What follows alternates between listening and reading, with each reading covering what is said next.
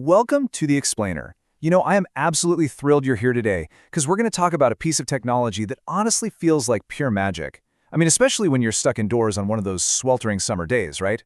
I'm talking about the air conditioner. We're going to break down exactly how these amazing machines manage to keep our homes so wonderfully cool and comfortable. And I promise you, we're going to make it so simple that a 10-year-old could literally understand it and explain it to their friends. So let's dive right in. So, here's a question for you. Have you ever actually wondered how an air conditioner works? Most of us just point the remote, hit a button, and boom, cold air blasts out. It's super easy to think the machine is somehow, making cold air, kind of like a tiny ice factory hidden in your wall. But here's the real secret. It doesn't make cold air at all. No way. Instead, your AC is actually more like a magic portal that takes the hot air from inside your room and literally throws it outside. It cools your room by completely removing the heat. Part 1. The Magic of Cooling.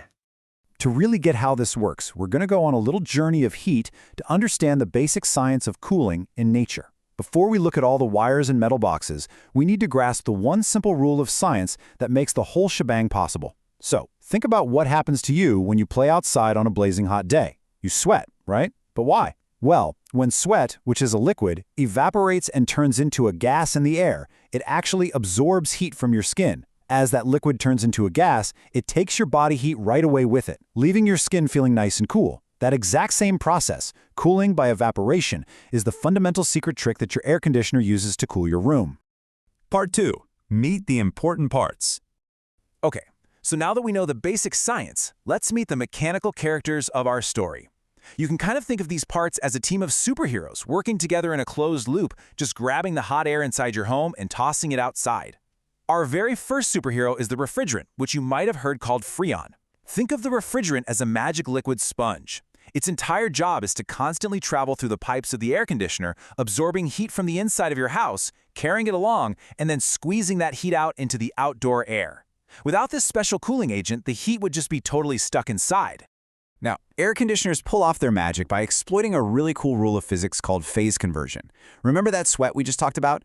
Well, when the magic liquid refrigerant gets warm, it turns into a gas. And as it does that, it absorbs a massive amount of heat from your room. Then the AC literally forces that gas back into a liquid so it can do it all over again. Evaporate to absorb heat, condense to release heat. Over and over again. It's brilliant! Next up on our superhero team, we have the compressor. If the refrigerant is the blood flowing through the system, the compressor is absolutely the heart. It's this large electric pump that circulates the refrigerant.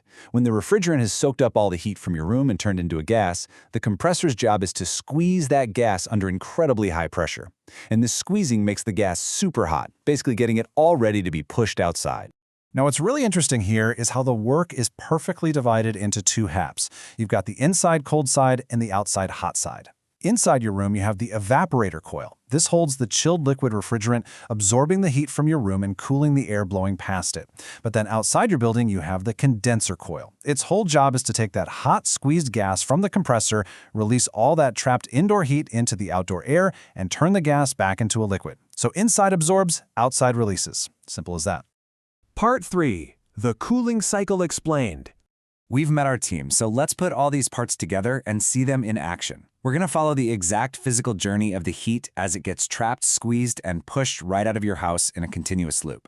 Let's trace the steps, shall we? Step 1. The warm air inside your room blows over the indoor evaporator coils. The liquid refrigerant inside absorbs that heat and evaporates right into a gas. Step 2. The compressor pumps that gas and squeezes it tight, making it super hot. Step 3. This hot gas travels to the outdoor condenser coils, where a fan just blows the heat out into the summer air, and the gas turns back into a liquid. And finally, step 4. This liquid passes through an expansion valve. The expansion valve is kind of like a magic doorway that suddenly drops the pressure, cooling the liquid way down, resetting it so it can go back inside and grab even more heat. And this cycle literally never stops until your room is perfectly cool. And the crazy part is all of this magic fits together perfectly in real life. For example, a standard window air conditioner actually manages to cram the indoor evaporator coil, the noisy compressor, the outdoor condenser coil, and the fans into one single, relatively small metal box that sits right there in your window frame. The front part cools the inside, and the back part vents the heat straight outside.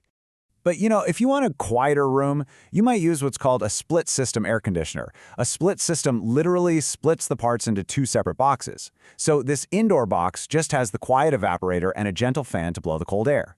Meanwhile, the noisy compressor and the condenser coils, they are placed far away in a completely different box outside your house. It's the exact same science, just rearranged for a bit of peace and quiet. Part 4. History of air conditioning. So we know how it works now, but we didn't always have this luxury, right? Let's take a brief, fun little detour into the past to see how scientists first figured out this amazing tech. Way back in the 1800s, a brilliant British scientist named Michael Faraday discovered that if he squeezed ammonia and then let it evaporate, it chilled the air around it.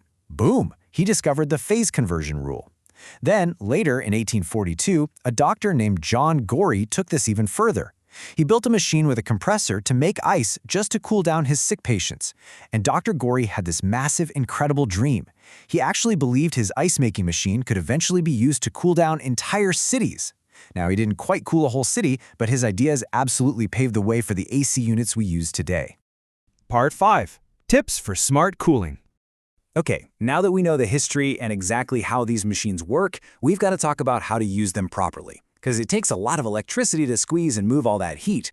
Let's look at how you can be an energy-saving superhero with some super practical smart cooling tips. First off, set your thermostat to 25 or 26 degrees Celsius. Setting it colder doesn't actually cool the room any faster, it literally just wastes power. Second, try using a ceiling fan alongside your AC. It spreads the cold air around so well that you won't even need the AC set as low. Third, always keep your doors and windows tightly closed. Otherwise, you're basically just trying to air condition the whole neighborhood. Fourth, keep those indoor filters clean so the air can actually flow easily. And finally, whatever you do, don't put lamps or TVs right near your AC's thermostat. The AC will feel the heat from the lamp, think the whole room is hot, and run much, much longer than it needs to. And that brings us to an absolutely crucial point on maintenance. You have got to keep the outdoor coils clean. Remember, that outdoor condenser coil is desperately trying to release heat into the air.